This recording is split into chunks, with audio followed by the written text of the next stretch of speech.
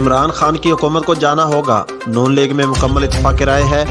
مریم نواز کا ٹویٹ، کہا انہیں اقتدار میں رہنے دیا تو لوگوں کی مشکلات میں مزید اضافہ ہوگا، کسی ایک رکن نے بھی اختلاف نہیں کیا۔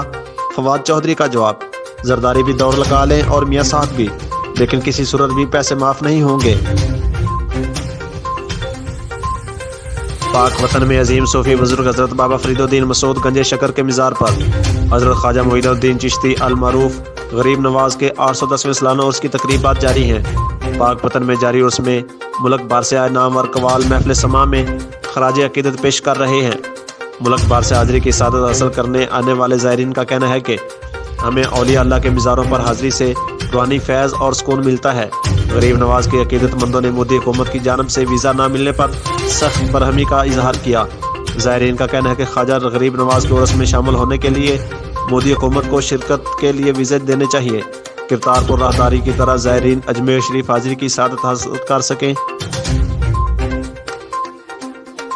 اجرا شاہ مقیم میں حضرت سید بہاؤالدین گیلانی المعروف حضرت میرم بہاول شیر قلندر رحمۃ اللہ علیہ کا تاریخی مزار موجود ہے، جنہوں نے 270 سال عمر میں وصال کیا۔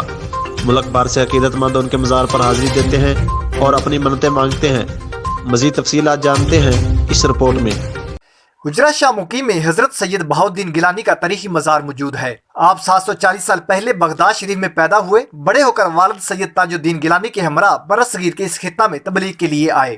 آپ کی عمر کا زیادہ تر حصہ گوشہ نشینی اور چلوں میں گزرا۔ آپ 70 سالہ چلہ کاٹ رہے تھے کہ مغل بادشاہ محمد اکبر کی فوجیں قلعہ بنگالہ کو فتح کرنے میں ناکام ہو رہی تھیں۔ آپ سے دعا کروائی گئی۔ آپ نے تعویذ دے کر کہا، تیر کے ساتھ باندھ کر قلعہ کے اندر پھینکو۔ تعویذ پر آپ نے نعرہ درج کیا، دم میرا لال پاک بہاول شیر قلندر۔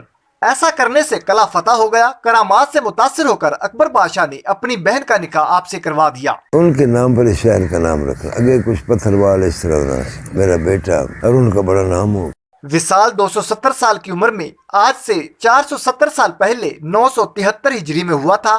آپ کا 5 روزہ سالانہ عرس ہاڑ کی 22 تاریخ کو منعقد ہوتا ہے۔ اختتامی دعا سجادہ نشین سید اعجاز علی شاہ گیلانی کرواتے ہیں، جس میں ملک بھر سے بڑی تعداد میں آنے والے عقیدت مند شرکت کرتے ہیں۔